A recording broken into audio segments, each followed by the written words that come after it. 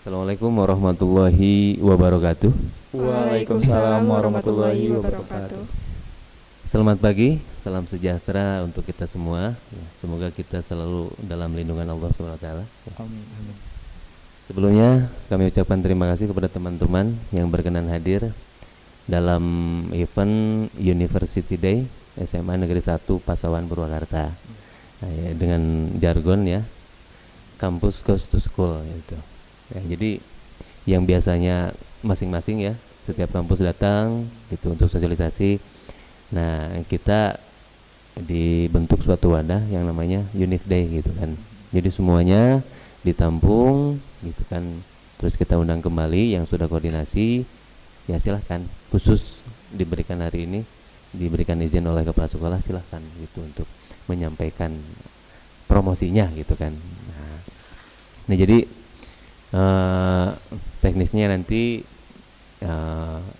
kita perkenalan dulu aja ya, perkenalan, dan adapun hal-hal yang biasa ditanyakan oleh peserta didik kami gitu ya, kami mewakili supaya lebih jelas aja. Kadang-kadang mereka kan bertanya suka, misalnya ada yang tetap muka ya atau visit class gitu, tapi mereka nggak berani karena sensitif, malu atau apa-apa. Nah barangkali saya nanti mewakili mereka yang sedetail mungkin, itu aja sih ya. Sesuai dengan testimoni atau pengalaman kakak-kakak nih ya gitu teman-teman, apalagi yang selalu jadi mahasiswa, itu aja sih. Nah karena itu kita perkenalan dulu, dimulai dari sebelah kiri mungkin ya. Kak siapa gitu ya, biar nggak terlalu grogi ya. Yang dari Unpad ya, silakan. Sampurasun ya, Rampes. Halo wargis Manpas, kenalin aku Ikmaludin dari Fakultas Ilmu Budaya angkatan 2022 dari Universitas Pajajaran. Iya gitu, oke. Selanjutnya Assalamualaikum, izin memperkenalkan diri, nama saya Fahari Marsanugraha, biasa dipanggil Fahari, saya dari Universitas Diponegoro. Oke. Selanjutnya Assalamualaikum warahmatullahi wabarakatuh. Izin memperkenalkan diri, nama saya Retno Listiawati dari kampus STIE Dr. Kezz Mutakin, semester 3 jurusan akuntansi. Oke, terima kasih teman-teman. Selanjutnya kita bincang-bincang aja ya gitu. Khususnya mah yang pertama nih, alasan nih Kak Witma ya gitu. Kak Iqmal gitu. Masuk di Unpad ya. Sekarang semester 2, mau masuk 2. Semester 2 ya, masih baru. Masih tingkat 1 gitu. Jurusan apa tadi? Kalau jurusan Sastra Sunda, Fakultasnya Ilmu Budaya. Sastra Sunda ya. Iya. Tuh, saya atuhnya bahasa Sundananya tuh luar biasa ya. Insya Allah. Oke lah.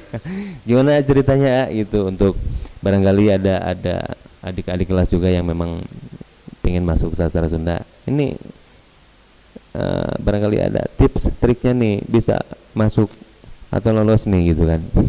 Tips berarti tips buat masuk sastra Sunda itu sendiri gitu ya, gimana nih? Kalau menurut saya pribadi ya, kalau dari sastra Sunda pribadi itu, kalau dari SNBP mungkin agak nggak terlalu ketat. Cuman tuh kalau misalnya kita masuk lewat SNBT itu udah lumayan ketat, karena seperti yang udah kita ketahui gitu ya, Unpad itu selalu masuk 10 universitas dengan keketatan setiap tahunnya. Bahkan FYI pada tahun 2022 itu sendiri yang minat Unpad itu kurang lebih 179.000 siswa SMA.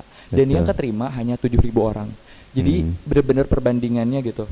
Terus Fakultas Ilmu Budaya itu kalau nggak salah perbandingan mahasiswanya itu kurang lebih sekitar rata-rata ya Pak ya, kayak sastra apa gitu, sastra Indonesia, sastra Sunda, sastra Arab, dan sastra lain itu rata-rata perbandingan keketatannya itu bisa sampai 1 berbanding 20, 1 berbanding 15 ke atas. Oke. Jadi intinya selain memang banyak kompetitor juga ya, tapi kita juga harus tepat memperhitungkan ya, tepat nggak nih gitu kan. Jangan sampai nanti ada miss. Ini kayaknya sepi nih yang ini gitu kan ya. Nah, dulu gitu kan memperhitungkan ya kayak gitu juga sih. Kira-kira jurusan ini ketat gak ya? Gitu, iya. Apalagi untuk menentukan jurusan itu kan biasanya dikasih 2 pilihan ya. Ada pilihan 1 dan pilihan 2. Nah, biasanya tuh kalau saya pribadi ya, tips dari saya, kalau pilihan 1 taruh itu bener-bener yang impian gitu. Jadi kalau misalnya perbandingan di atas 1 berbanding 20, misalnya naruh sastra apa gitu, atau enggak jurusan lain, nah itu tuh boleh di pilihan 1. Nah, buat pilihan 2 kita bolehlah pilih aman gitu, cari aman. Kalau misalnya tetap pengen Unpad gitu, mungkin pilihlah jurusan yang benar-benar kayak perbandingannya di bawah 1/15.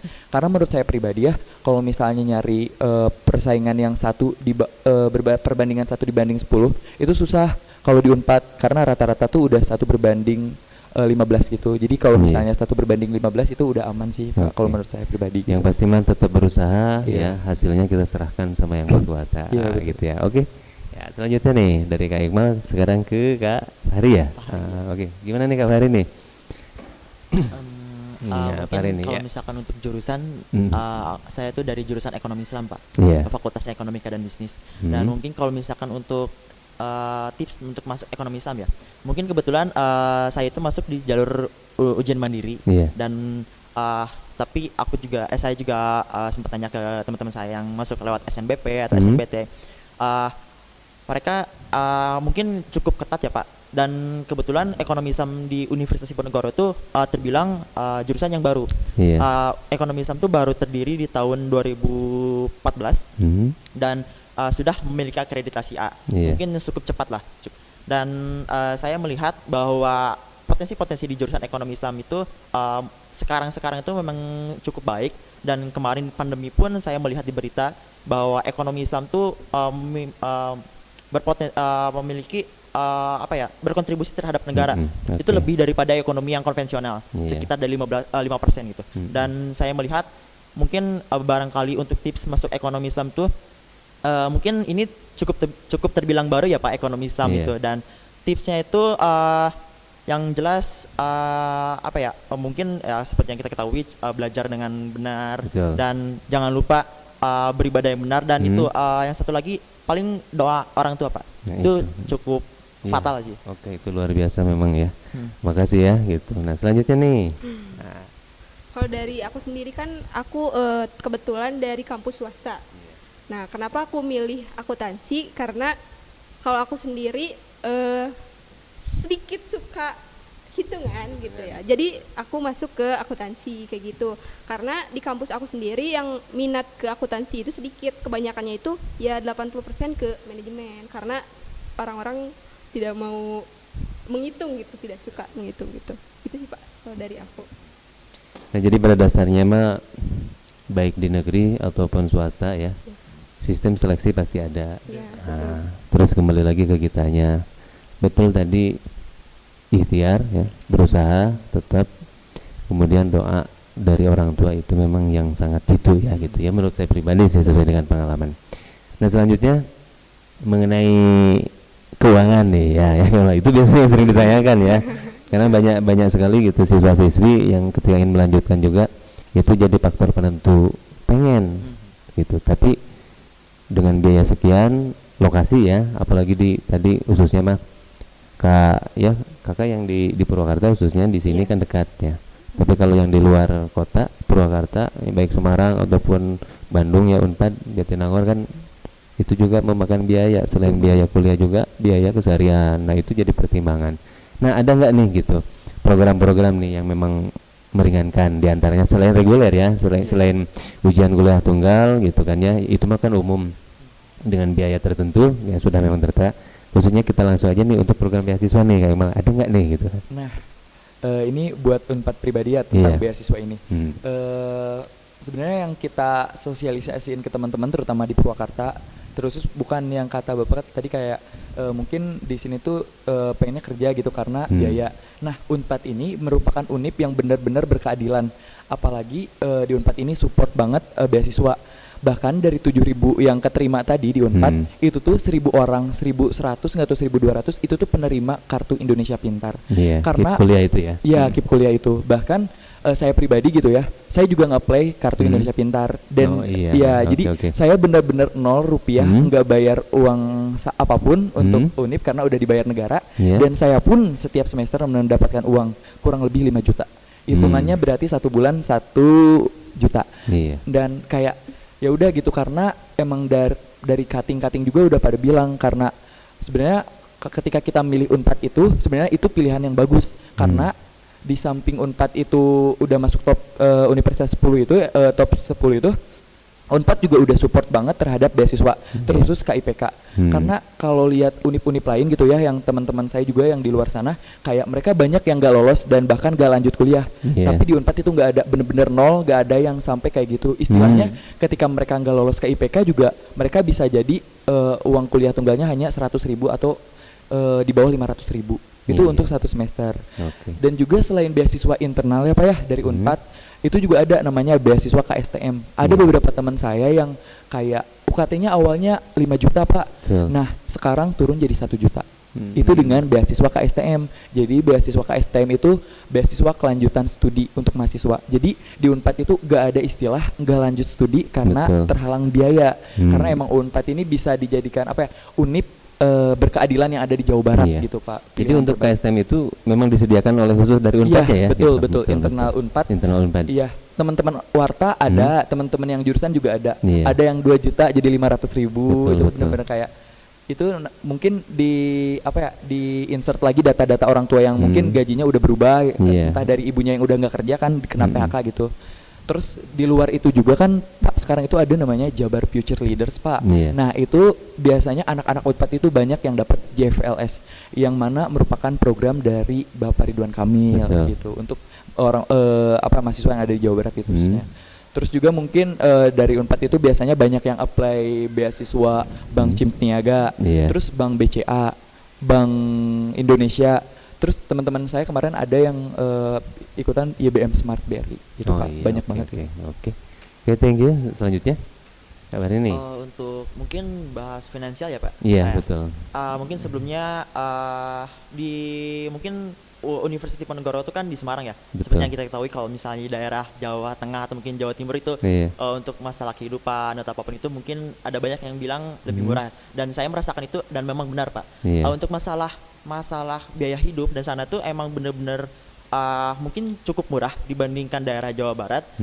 Jadi mungkin saya sedikit kaget dengannya saya biaya hidup di sini dan biaya hidup sana, jadi agak lebih banyak menabung gitu. Dan untuk mungkin finansial beasiswa dan atau kehidupan beasiswa atau apapun itu, untuk beasiswa itu sama seperti universitas-universitas yang lain, ada KIPK dan itu, dan teman-teman saya juga banyak yang dapat KIPK itu. Dan mungkin kalau misalnya untuk dari Universitas Diponegoro itu ketika udah masuk tuh bisa banding Pak. Ya, bandingnya itu emang bener-bener meringankan mahasiswa-mahasiswa itu Pak. Dan ada 2 teman saya waktu itu tuh pernah bilang kalau misalnya UKT teman saya itu ada 3.500.000. Dia itu ketika banding tuh bisa sampai 500.000 Pak. Begitu ya. Jadi berdasarkan pertimbangan mungkin ya. Iya benar. Dan ketika teman saya untuk melakukan pembandingan itu, benar-benar difasilitasi administrasinya benar-benar cepat dan nggak dihambatin gitu Pak. Jadi itu yang tadinya nggak masuk KIP ya, KIPK gitu ya. Kan tadinya reguler gitu kan. Terus banding gitu. Dan terus kalau misalkan ada teman saya juga yang mungkin dia tuh termasuk golongan tinggi Pak, itu katanya tuh mungkin cukup tinggi 8 juta, dan ternyata dia tuh masuknya tuh di jalur prestasi. Jadi Undip tuh ada selain dari 3 cara SNBP, SNBT dan ujian mandiri, ada 2 Pak. Itu yang namanya tuh PSSB. Itu PSSB itu masuknya lewat jalur rapot, tapi hanya untuk masuk ke jurusan yang D4. Dan ada satu lagi yang SBUB, itu tuh yang prestasi. Dan teman saya itu yang masuk lewat prestasi, UKT-nya itu 8 juta. Dia ketika banding dapat 4,5. 450? Enggak, maksudnya 4.500.000. Ya, jadi agak jauh ya. Iya. 4.500.000 mungkin cukup besar juga ya, dari 8 juta sampai 4.500.000. Iya, hampir ini. Itu dari dari universitas. Dan mungkin dari kalau misalkan beasiswa eksternalnya sama seperti dari Unpad, ada teman-teman saya juga yang ternyata banyak juga yang dari Jawa Barat, Jabodetabek itu banyak yang ada di Undip itu. Dia ikut Jabar Future Leader dan yang lainnya lah. Banyak ya. Ya banyak, masih banyak ya. Kalau misalkan kita semua niat untuk mencari kemudahan, pasti selalu ada jalan. Iya, oke lah gitu. Ya, selanjutnya nih kakak nih yang dari Purwakarta. Kalau dari aku sendiri sih, dari kampus aku itu ada menyediakan 2 beasiswa. Yang pertama itu ada beasiswa tahfiz Quran. Kalau misalkan ada anak yang hafal 30 juz, itu ada beasiswa yang dari awal sampai akhir itu tercover oleh kampus gitu. Harus 30 juz? Iya, bukan juz. Bisa setengahnya nggak itu? Nggak bisa. Nggak bisa. Oke. Ada satu lagi beasiswa prestasi. Beasiswa prestasi ini yang pertama bisa non akademik baik akademik juga gitu, tinggal tampilin aja itunya sertifikatnya. Kalau aku pribadi sih ikutnya kebetulan kemarin ada KIP juga, jadi aku ikutan KIP. Oke. Jadi pada dasarnya KIPK itu berlaku untuk negeri dan swasta ya gitu. Jadi pemerintah tidak membeda-bedakan, silahkan yang memang memenuhi syarat ya masuk KIPK gitu bisa dimanfaatkan. Nah tadi sudah jelas ya programnya untuk beasiswa seperti itu. Untuk ini nih khususnya yang di luar ya, yang biaya hidup tadi ya tadi supaya lebih spesifik lebih detail gimana di Unpad itu kan Pak ketutup sama KIP gitu kan karena kita ada uang saku apa memang segitu ketutup ya atau kan ada kegiatan-kegiatan lain gitu kan itu dari orang tua sama sekali selama ini mengeluarkan atau tidak gitu kita ini aja ya sering ya gitu Oke. Sebenarnya kalau jujur-jujuran gitu ya Pak ya orang tua saya pribadi nggak melepaskan gitu loh, mereka masih ada tanggung jawab kayak kalau uang buat tambah-tambahin mah ada juga gitu. Nggak bener-bener kayak udah dapat KIPK enggak lepas gitu ya udah cukup gitu ya udah mumpuni misalnya. Kalau buat uang kos kan saya kebetulan di Unpad itu ada asrama ada kos. Kalau kos itu biasanya di Unpad sendiri itu 500 ribuan lah. Itu 500 ribu mungkin kalau di bawah 500 ribu agak susah nyarinya di mana.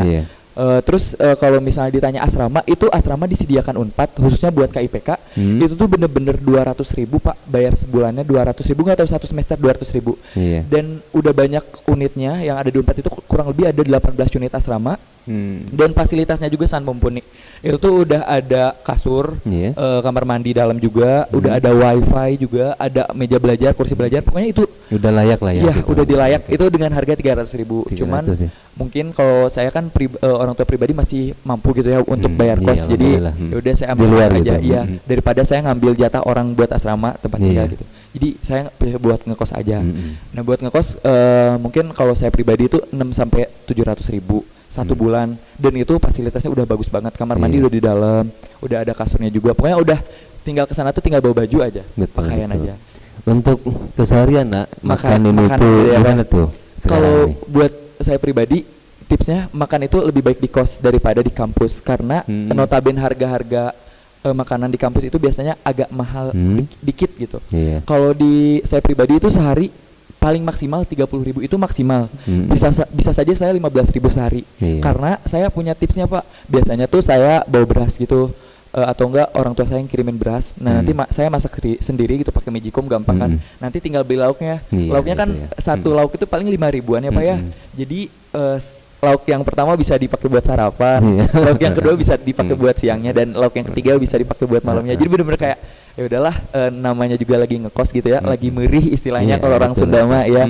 Jadi benar-benar 15 ribu teh dicukup-cukupin. Kadang juga kalau misalnya ke kampus kalau nggak nebeng temen ya jalan kaki juga kan karena emang nyari kos yang dekat gitu. Jadi yang deket ya murah. Ya memang itu seninya dulu mah biasanya ngekos mahnya pecel lele ya, makanya ya rice cooker itu kan terpisah ya mengirit lah gitu ya. Tapi memang seninya itu masa-masa dulu ya gitu. Ketika ngekos ya seperti itu gitu.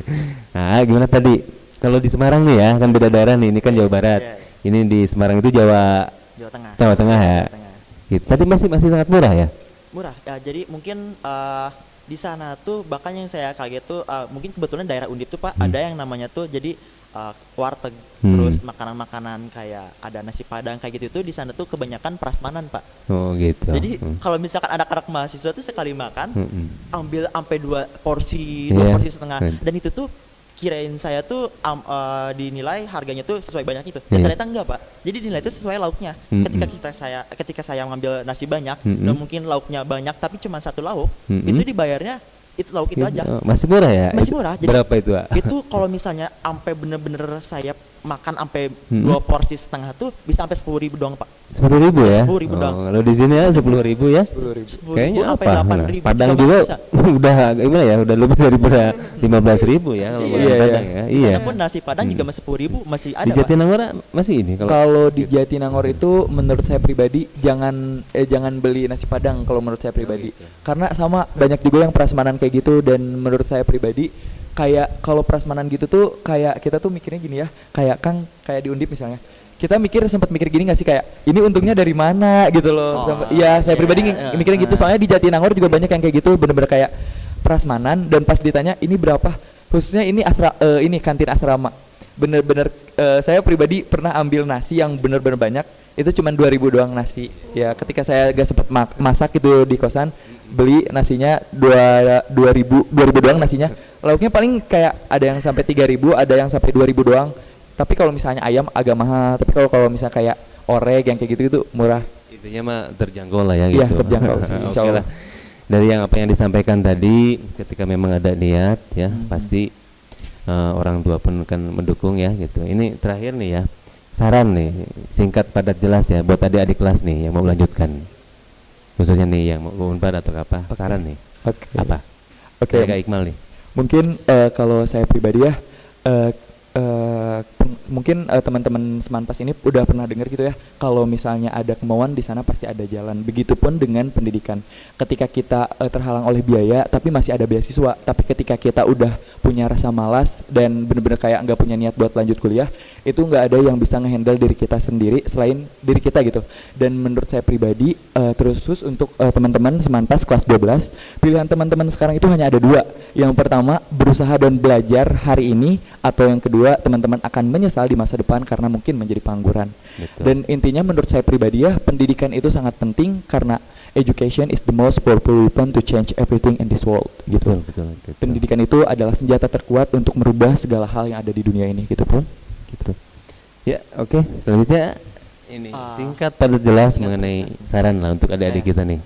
Untuk mungkin hampir sama dengan Mas yang tadi. Ya. Mungkin ada tambahannya kalau misalnya saya menekankan kepada teman-teman saya di SMA, mungkin selain Semanpas nih lainnya, bahwa kita tuh lulus dari SMA ini tuh mau ngapain, itu yang jelas. Iya. Kalau misalnya kita sekolah 12 tahun terus udah gitu nganggur, kan nggak gitu juga ya Pak. Dan mungkin kalau misalnya teman-teman berpikir bahwa sudah lulus SMA paling kerja atau apa, kan nggak semudah itu ya Pak. Iya. Dan kita mungkin di sini mungkin saran buat teman-teman sekarang, buat plans dan buat goalsnya, apa yang selanjutnya bakal lakuin sesudah SMA itu. Dan itu saya waktu itu memikir plans dan goal itu karena orang tua saya sih Pak. Betul. Ya, masa 12 tahun sekolah udah gitu nggak ngapa-ngapain gitu.